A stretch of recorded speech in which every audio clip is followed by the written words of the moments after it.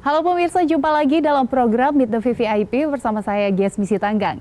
Pemirsa, pada episode kali ini kita akan berbincang-bincang dengan Wakil Ketua MPR RI, Bapak Hidayat Nur Wahid. Halo Pak Hidayat, apa kabar? Ada perbedaan nggak Pak selama masa pandemi dengan masa-masa sebelumnya yang dilakukan misalnya dalam menjaga kesehatan selama ini?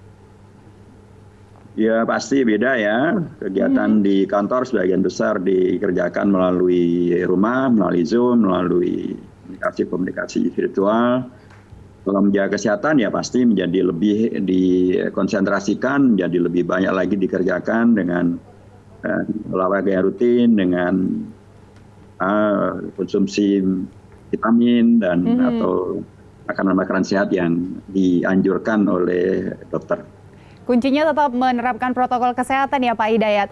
Lalu Pak, apa nih agenda dari MPR RI dalam penguatan nilai-nilai kebangsaan dan keindonesiaan saat ini? Ya, alhamdulillah sekalipun pada kondisi COVID-19 dan pandemi, tetapi kegiatan sosialisasi 4 pilar MPR RI yang merupakan kegiatan utama dari MPR tetap bisa dikerjakan ya. Tetap juga harus mempergunakan ketaatan terhadap protokol kesehatan ya, karenanya sebagian besar juga diselenggarakan melalui Zoom, sehingga beberapa kegiatan sosialisasi yang biasa kita kerjakan secara offline seperti melalui mekanisme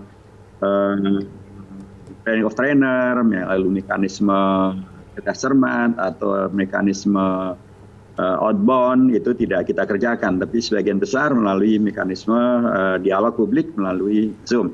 Kita kerjakan dan alhamdulillah tetap bisa secara nasional dikerjakan ya, melalui kawan-kawan kita anggota MPR kerjasama dengan seluruh pihak di Indonesia, ada yang merupakan yayasan, organisasi kemahasiswaan, organisasi politik, organisasi sosial, lembaga pendidikan, beragam-ragam. Jadi itu tetap dikerjakan karena justru pada kondisi COVID-19 semacam ini sesungguhnya bangsa memerlukan penegasan kembali akan hakikat dan jati diri mereka sebagai bangsa Indonesia yang bersatu, yang gotong royong, yang mempunyai sikap hidup yang kuat dalam konteks religiusitas, yaitu ketuhanan yang Maha Esa. Supaya dengan cara itu maka selain daripada 3M atau 5M, sesungguhnya harus ada M yang pertama, yaitu mendekatkan diri kepada Allah, kepada memperbanyak doa, memperbanyak munajat, supaya Allah memberikan kekuatan, kesembuhan, menjauhkan dari segala musibah termasuk musibah corona itu.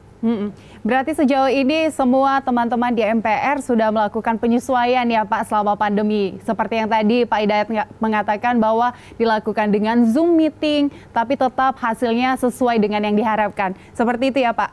Pak Hidayat. Ya, alhamdulillah sampai hari ini tidak ada ya laporan dari daerah maupun dari manapun juga bahwa anggota MPR dilaporkan ke polisi dan atau dibubarkan pertemuannya karena melanggar protokol kesehatan. Alhamdulillah semuanya berjalan dengan efektif, termasuk pimpinan MPR juga menyelenggarakan kegiatan mereka, melakukan sosialisasi dan atau serap aspirasi dengan warga dengan tetap melakukan kesehatan itu sendiri. Baik, Pak Hidayat, beberapa waktu lalu muncul polemik di masyarakat terkait hilangnya frasa agama dalam visi peta pendidikan nasional 2020-2035. Nah, Pak Hidayat sendiri melihatnya seperti apa? Apalagi Pak Hidayat kan pernah menjadi seorang santri ya?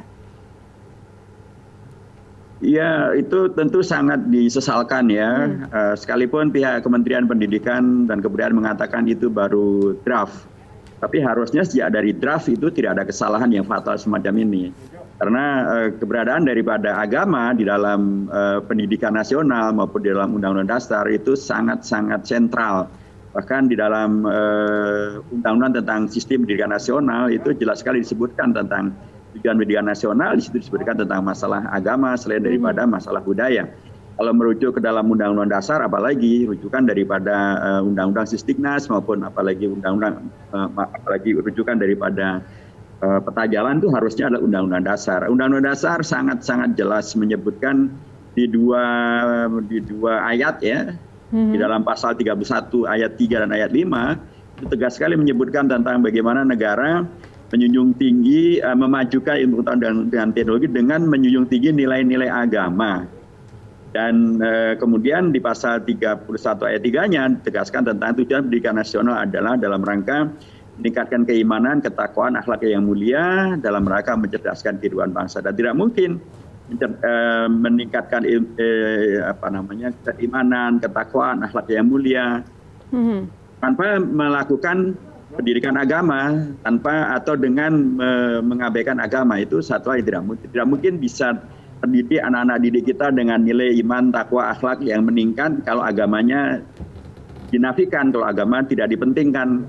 Nah, itu satu hal yang menurut saya karenanya menghilangkan frasa agama di dalam peta jalan pendidikan nasional tahun 2020-2035 adalah kesalahan yang sangat mendasar, yang sangat fatal.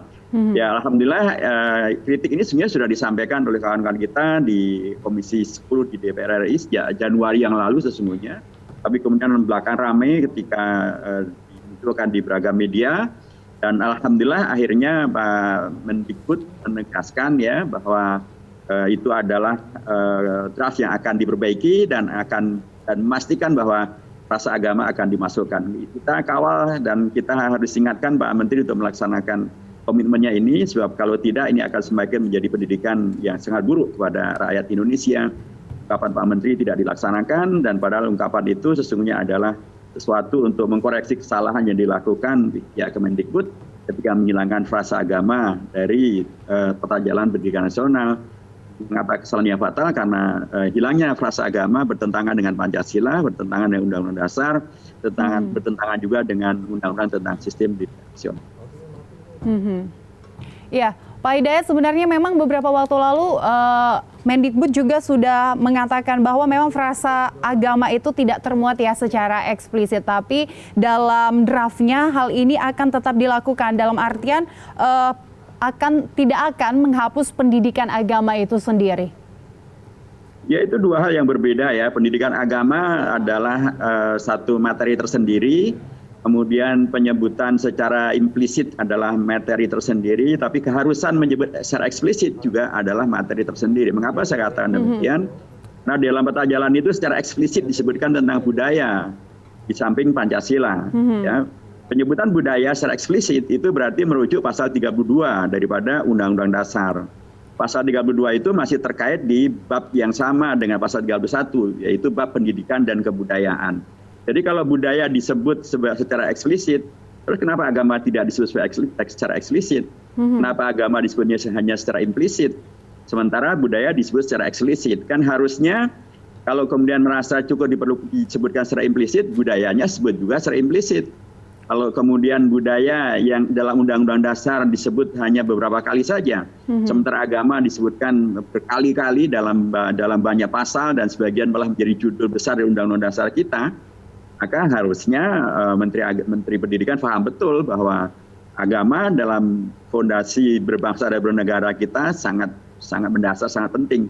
Tidak cukup hanya kemudian disebut secara implisit, dan apalagi kemudian dikaitkan dengan isu tentang pendidikan agama. Kalau pendidikan agama itu, ya saya yakin bahwa itu tidak akan dihilangkan, karena memang tidak boleh dihilangkan sama sekali, karena lagi-lagi itu bertentangan dengan Undang-Undang Dasar. Tapi kita sedang bicara tentang peta jalan. Peta jalan itu akan menjadi satu frame yang kemudian akan dirujuk oleh beragam kegiatan dan atau beragam kebijakan operasional di dalam melaksanakan pendidikan di Indonesia. Jadi ini tidak terkait dengan pendidikan agama, itu dua tema yang berbeda.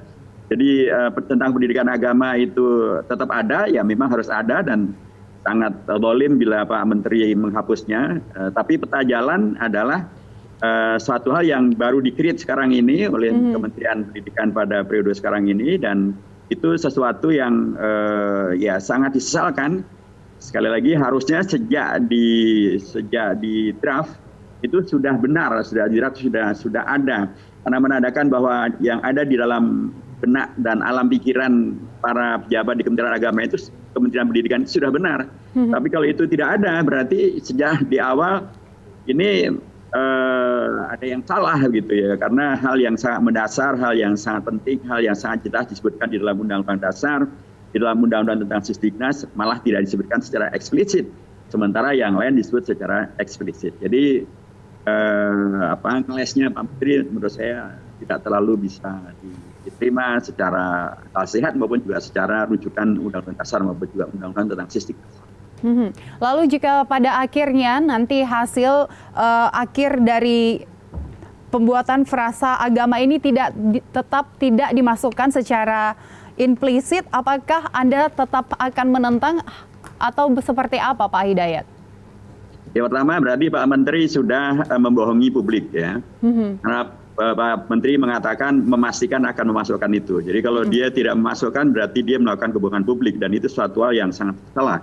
Itu pendidikan yang sangat buruk bagi bangsa Indonesia. Kalau menterinya sudah terbiasa tidak melaksanakan omongannya, Anda akan bayangkan pendidikan apa yang diharapkan bagi Indonesia.